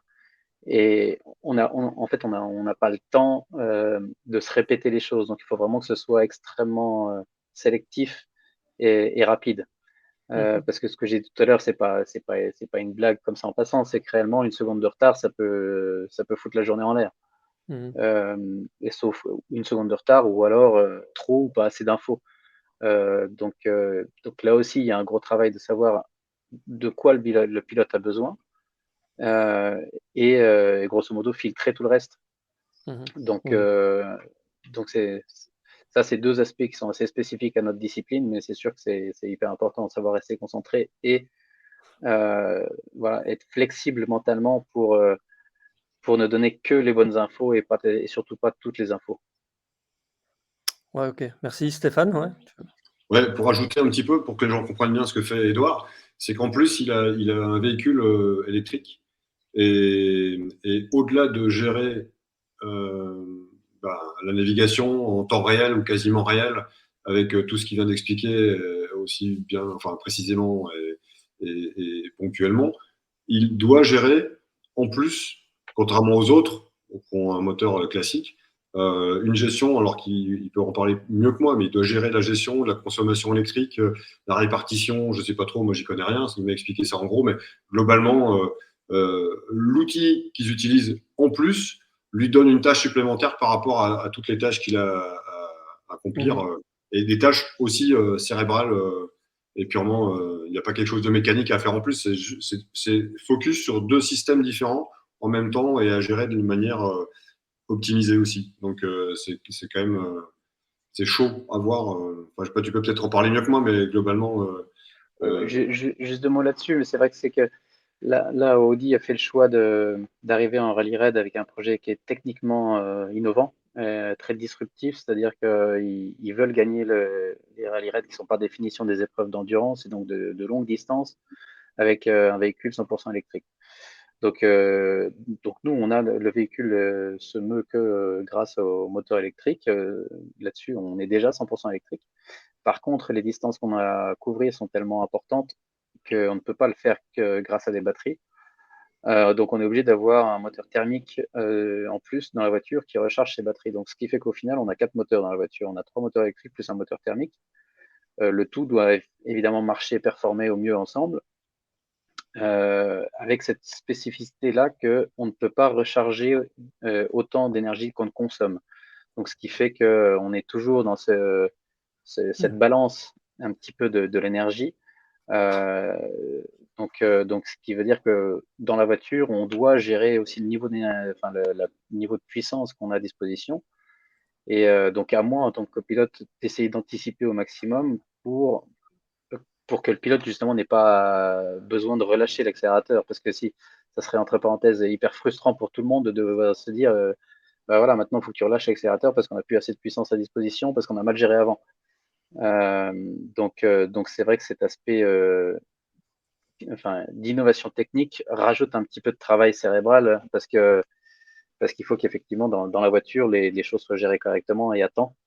Donc ce qui se traduit au final, on a toute une batterie de fonctions supplémentaires dans la voiture pour essayer justement d'optimiser ce niveau de ressources. Et c'est des choses qu'on affine au fur et à mesure et qui seront de plus en plus simples. Mais c'est vrai que l'année dernière en particulier, c'était assez complexe. Cette année, on va essayer de simplifier un petit peu les choses pour que ce soit justement un petit peu plus confortable pour nous.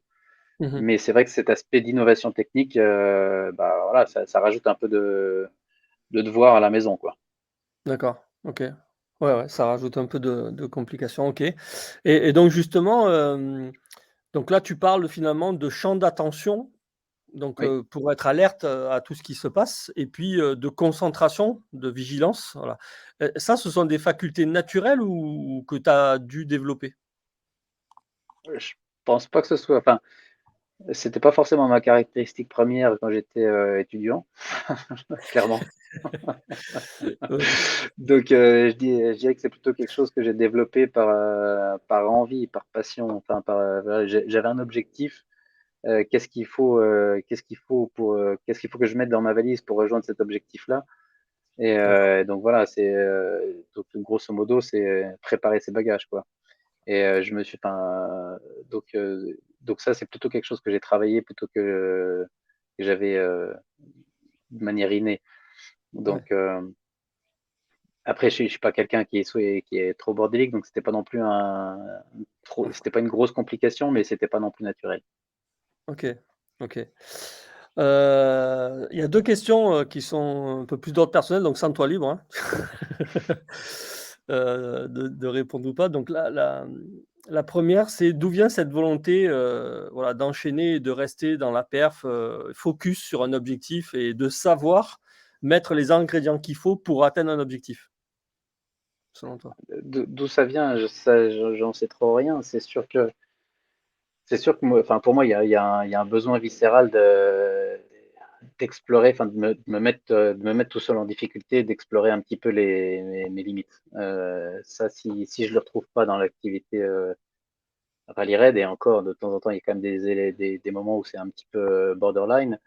Mmh. C'est aussi ce que je recherche avec des activités parallèles comme les Ironman, parce que c'est pas non plus Ouais. quelque chose que c'est pas un effort qui est simple quand même à gérer ça. Enfin, je veux dire, au-delà de l'effort lui-même, le jour J, il y a quand même tout l'aspect préparation, de manière conjointe à la vie personnelle. Donc c'est quand même, c'est pas forcément tous les jours confortable. Mmh. Mais c'est vrai que moi j'ai ce besoin. C'est plus un besoin, je dirais, qu'une envie euh, d'aller explorer mes limites un petit peu. Donc enfin, juste un petit exemple en passant, mais quand je travaillais pour KTM, c'était moi qui était en charge donc de la préparation des pilotes. Donc c'était à moi de préparer les parcours qu'ils allaient devoir faire pour s'entraîner. Et donc ça se traduit physiquement par passer des journées entières seul dans le désert avec sa moto, mais en autonomie totale. Et donc tu tombes, tu te fais mal à la tête, tu restes là. Enfin, niveau secours, il y avait rien. Tu vois, Ouais. mais ça me gênait pas parce que c'était dans la balance dès le départ. Donc, si c'est dans la balance dès le départ, t'adaptes ton comportement en fonction des ingrédients que tu as à disposition, grosso modo. Mais voilà, après, d'où ça vient, j'en sais rien, mais par contre, c'est sûr, c'est quelque chose qui me motive, quoi, qui me donne, je trouve que ça donne un petit peu de sel au quotidien. OK. OK, bah, justement, c'est la question la meilleure question pour la fin là, c'est donc tu dans le prolongement de ce que tu es en train de dire, donc une personne nous dit: «Tu sembles invincible». Donc Alors, certainement pas. est-ce que tu as une faille qui te fait de redevenir un peu plus humain? Le mental, évidemment. Mais non, mais c'est ce que je te disais tout à l'heure, c'est que enfin, je suis sûr qu'au niveau nutrition, il y aurait beaucoup à gagner si j'avais un petit peu plus de focalisation là-dessus, Mmh mh. notamment en tout cas notamment côté triathlon. Et puis voilà, ce que j'ai cité tout à l'heure en aviron, enfin, il y a quand même un événement qui est resté pour moi ancré pendant des années et qui m'a laissé un goût amer. Et une fois encore, c'est le mental qui a failli.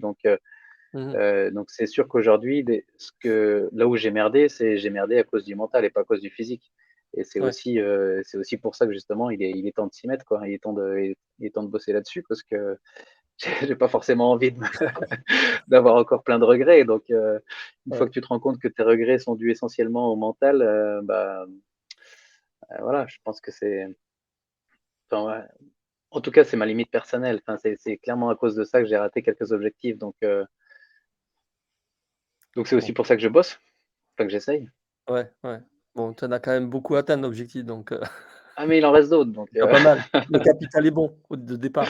ouais, bah, ça, c'est le capital qui donne confiance en se disant c'est possible si on se donne du mal, Ouais. mais ça fait pas partie de moi de m'arrêter là, dans le sens où de me contenter de ça. Je veux dire, j'ai eu la chance de cocher des cases, c'est sûr, mais il y en a tellement d'autres à cocher qu'il y a encore un peu d'exploration à faire. OK, très bien. Bah, écoute, je te remercie pour, ce partage, C'était avec franc grand et plaisir, honnête vraiment. et humble. Voilà, j'ai beaucoup apprécié. On est cette fois pas mal dans les temps. On n'a pas trop explosé. Je crois qu'on peut boucler là. Il y a pas d'autres questions. Je ne sais pas, Stéphane et Thierry, si vous voulez rajouter quelque chose. Non, juste dire merci à Edouard pour la Ouais. disponibilité, l'authenticité, l'humilité. Et c'est une belle rencontre. Donc moi, je suis super content. C'est un plaisir partagé. Super.